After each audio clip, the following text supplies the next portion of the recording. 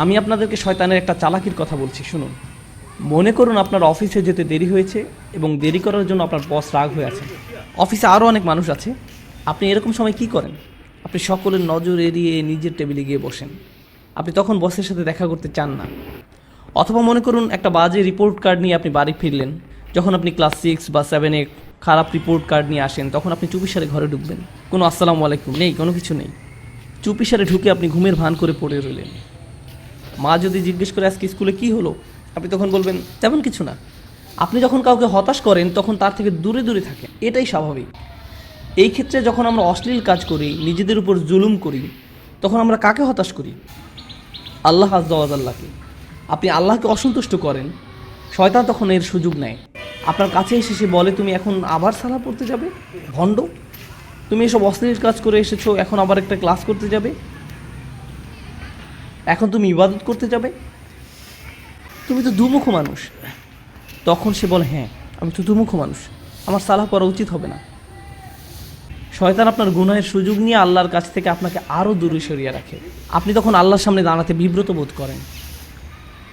কিন্তু একজন সত্যিকারের মুত্তাকি যখন ভুল কিছু করে, তৎক্ষণাৎ সে কী করে? সে আল্লাহকে স্মরণ করে। জাকারুল্লাহ ফাস্তাগফিরু লিযুনুবিহি, তারপর তার আল্লাহর কাছে ক্ষমা চেয়ে নেয়।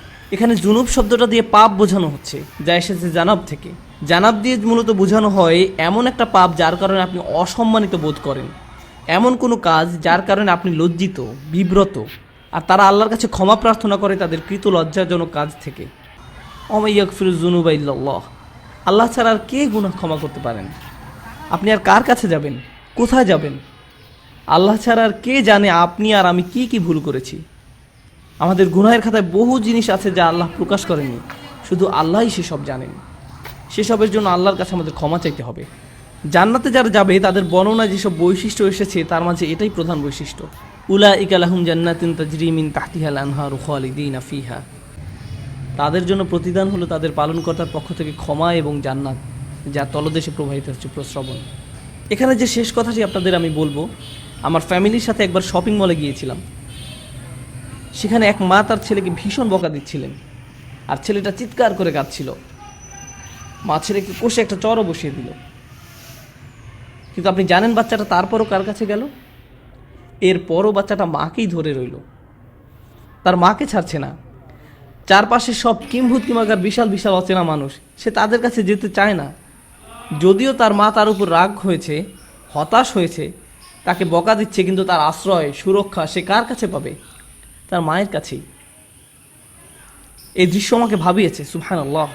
যখন আমি আপনি গুনাহ করি, যখন আমরা আল্লাহকে হতাশ করি, তার অবাধ্য হই, আমরা কার কাছে যাব? আমাদের আর কোথাও যাওয়ার আছে? আমাদের আর কোথায় যাওয়ার আছে? তাই আমরা আল্লাহকে অসন্তুষ্ট করলেও, আর আল্লাহ আমাদের যেমন দেখতে চান তেমন আমরা হতে না পারলেও, সত্যিকারের মুত্তাকি কখনোই আল্লাহর উপর আশা হারায় না। আল্লাহর উপর আশা হারানোর অনুমতি তিনি আমাদের দেননি।